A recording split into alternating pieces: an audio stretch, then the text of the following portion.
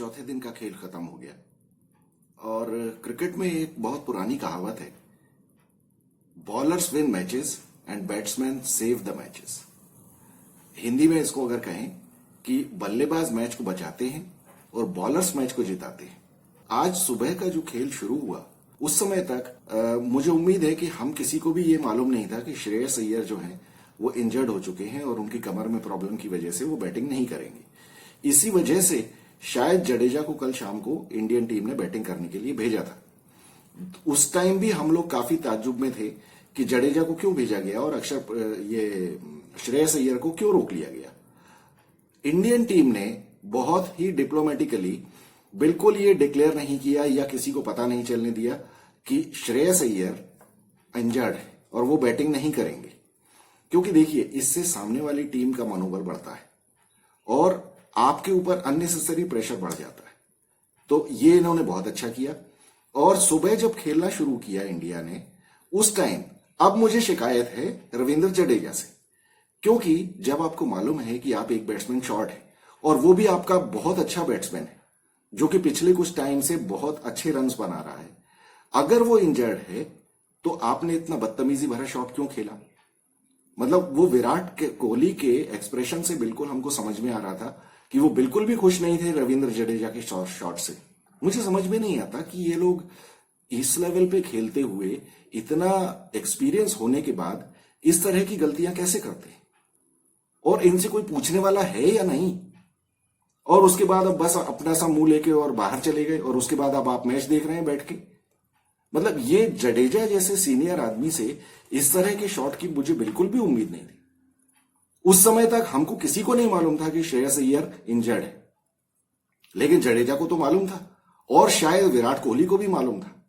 इसी वजह से विराट कोहली का वो एक्सप्रेशन था।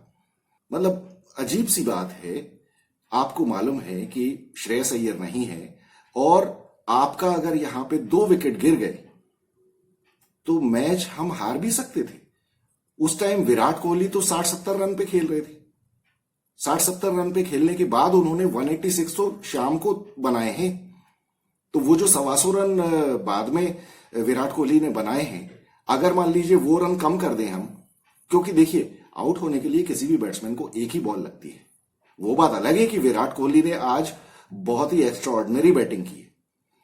आज दुनिया में कोई भी कुछ भी कहे कि विराट कोहली ने स्लो बैटिंग की या क्या की, लेकिन ये देखिए जब हमको ये शाम को पता चला कि श्रेयस अय्यर बैटिंग के लिए अवेलेबल नहीं है, तब हमको समझ में आता है कि विराट कोहली ने कितनी अच्छी बैटिंग की। और ऊपर से स्टीव स्मिथ की कप्तानी की जितनी दाद दी जाए उतनी कम है, क्योंकि उन्होंने रोहित शर्मा के ऑपोजिट बिल्कुल भी इंडियंस को फ्री में रन्स नहीं दिए।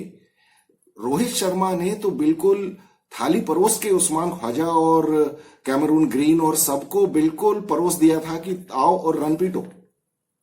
यहां लेकिन जितने भी इंडियन बैट्समैन ने रन बनाए हैं वो उन्होंने एक एक रन उसको अर्न किया है। स्टीव स्मिथ ने मैक्सिमम टाइम 7 और 2 की फील्ड लगा के रखी और अपने स्पिनर्स को बोला कि मिडिल और लेग स्टंप के ऊपर बॉलिंग करो। अब जब 7 फील्डर्स ऑन साइड में होंगे तो बैट्समैन रन कैसे बनाएगा। और ये ग्राउंड इतना ज्यादा बड़ा था कि किसी भी बैट्समैन के लिए छक्के लगाना उतना आसान नहीं था। ये तो बाद में जाके अक्षर पटेल ने, जबकि इंडिया की थोड़ी सी पोजीशन स्ट्रांग हो गई और जब इनको ये निश्चित हो गया कि अब यहां से हम मैच हारेंगे नहीं, तब जाके अक्षर पटेल ने छक्के मारने की कोशिश की है। अदरवाइज आप देखिए विराट कोहली ने आउट होने के पहले तक एक भी शॉट हवा में नहीं मारा, क्योंकि विराट कोहली को बहुत अच्छी तरह से पता था कि अगर वो आउट हो गए तो इंडिया मैच हार जाएगा। क्योंकि क्या होता है, इंडियन टीम का पिछले कुछ दिनों से हमने देखा है, जब ये पैनिक में आते हैं तो फिर ये बिल्कुल ही उल्टा सीधा खेलने लगते हैं और ये फिर सीधी सीधी बॉलों पे भी आउट हो जाते हैं। अच्छा, यही गलती देखिए बाद में जब विराट कोहली का जो बैटिंग करने का तरीका था, उससे मुझे यह भी समझ में आया कि शायद इंडियन टीम की प्लानिंग ये थी कि आपको आज का दिन पूरा खेलना है और कल भी शायद बैटिंग कंटिन्यू करनी है। अब अगर ये प्लानिंग थी तो रविचंद्रन अश्विन का भी वो शॉट बनता नहीं था। रविचंद्रन अश्विन भी जडेजा की तरह ही सीनियर प्लेयर है और उसने भी वो शॉट मारा और अश्विन भी आउट होके चलते बने। मतलब सीनियर लोगों से ये मुझे बिल्कुल भी उम्मीद नहीं है कि वो इस तरह का बिहेवियर करेंगे। ये लोग प्रोफेशनल क्रिकेटर्स हैं। जो टीम का डिस्कशन हो चुका है, जब आप सिडनी में ऑस्ट्रेलिया में बिल्कुल खड़े होके और बॉल्स रोकते हुए मैच बचा सकते हैं, तो आप यहां क्यों नहीं कर सकते? आपको, और दूसरी बात, आपको करना क्या था? आपको सिर्फ विराट कोहली का साथ देना था। रन तो वो बना ही रहे थे। मतलब एक एस्टेब्लिश्ड बैट्समैन जो कि 150 रन पे खेल रहा है, आप उसका साथ देने के बजाय अपने खुद रन बनाने चले गए, छक्के मारने चले गए। ना तो जडेजा की गलती माफ करने लायक है और ना ही अश्विन की। आज फिर उसके बाद अक्षर पटेल को ही बचाना पड़ा। अक्षर पटेल ने आज फिर सिद्ध किया। बल्कि मैं तो ये कहूंगा कि इस पूरी सीरीज में अगर सबसे अच्छी बैटिंग दोनों टीमों की तरफ से की है किसी ने, तो वो अक्षर पटेल है। अक्षर पटेल जिस बॉल पे आउट हुआ, उसके अलावा कोई भी उसने फॉल शॉट नहीं मारा। और पूरी सीरीज में वो 3 बार आउट हुआ है, और 3 बार बस वही गलतियां की है उसने जिन बॉल पे वो आउट हुआ है। उसके अलावा उसको हर बार मालूम था कि कौन सी बॉल किस तरह से आ रही है और किस बॉल को कैसे खेलना है। और वहां हालांकि उसको एक पहले छक्के में उसको लाइफ भी मिली, और वहां पे फिर एक बार उस्मान ख्वाजा ने प्रूव किया कि वो पाकिस्तानी है। भले ऑस्ट्रेलिया का सिटीजन है, लेकिन है तो पाकिस्तानी। जिस तरह से कैच छोड़ा है, उस तरह से क्रिकेट फील्ड में कैचेस सिर्फ पाकिस्तानी ही छोड़ते हैं। मतलब आप हिस्ट्री में देख लीजिए, कैच अगर गया हवा में तो 99% पाकिस्तानी प्लेयर्स ऐसे कैच छोड़ते ही हैं। पता नहीं ये मेहनत करते हैं या नहीं करते हैं, क्या करते हैं। खैर ठीक है। तो फाइनली 576 इंडिया ने बनाए और 91 रन की लीड मिल गई इनको।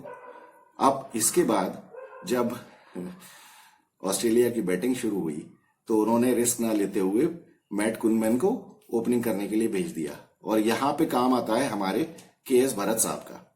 अब के.एस. भरत को समझना चाहिए कि एक तो उनकी लॉटरी लगी हुई है। ऋषभ पंत के अनफॉर्चुनेट एक्सीडेंट के बाद के.एस. भरत को यह मौका मिला है, और के.एस. भरत को यह मौका पूरे दोनों हाथों से ग्रैब करना चाहिए था इस पूरी सीरीज में। लेकिन मैं अफसोस के साथ कह रहा हूं कि इस पूरी सीरीज में के.एस. भरत ने बहुत निराश किया है। के.एस. भरत ने ना तो विकेट कीपिंग अच्छी की है और ना ही बैटिंग अच्छी की है। आज जबकि इतना अच्छा मौका था, तब भी वो आउट होकर चला गया।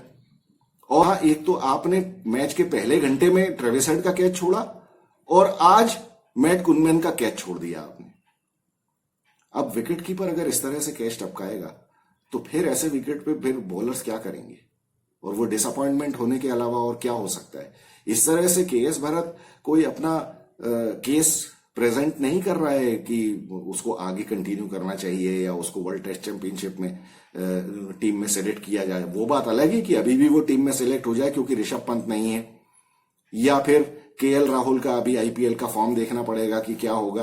क्योंकि के.एल. राहुल भी अब वर्ल्ड टेस्ट चैंपियनशिप की टीम में अगर आए तो वो एज ओपनर तो नहीं आ सकता, उसको आना पड़ेगा मिडिल ऑर्डर में, और मिडिल ऑर्डर में आएगा तो फिर के.एस. भरत की जगह नहीं बनती है। के.एल. राहुल को इंग्लैंड में वर्ल्ड टेस्ट चैंपियनशिप के फाइनल में टीम में इंक्लूड करने की मैं पक्ष में इसलिए हूं क्योंकि उसका इंग्लैंड में रिकॉर्ड अच्छा है, और हो सकता है कि अभी आईपीएल में उसको थोड़े बहुत रन बनाने के बाद कॉन्फिडेंस आ जाए। और वर्ल्ड टेस्ट चैंपियनशिप का फाइनल जून में है, वो जस्ट आईपीएल के बाद ही है, तो हो सकता है कि कॉन्फिडेंस वो लेके वहां जाए। और एक बार, कई बार प्लेयर्स को ये भी होता है कि वो किसी कंट्री में अगर अच्छा प्रदर्शन कर चुके हो तो उनको एक वो कॉन्फिडेंस भी रहता है। तो वो तो बात की बात है। अभी फिलहाल सिचुएशन ये है कि ऑस्ट्रेलिया अभी ऑलमोस्ट 90 रन से पीछे है। अब देखते हैं कि कल सुबह क्या होता है। अगर कल सुबह पहले घंटे और कल के पहले सेशन में अगर ऑस्ट्रेलिया के 3-4 विकेट गिर गए किसी भी तरह से, तब तो मैच इंटरेस्टिंग हो सकता है, अदरवाइज फिर ये ड्रॉ ही होगा, क्योंकि अब इंडिया के हारने के चांसेस तो बिल्कुल भी नहीं है इस मैच में। तो देखते हैं कल क्या होता है। मिलेंगे कल शाम को फाइनल डे के एनालिसिस के साथ। Thank you so much.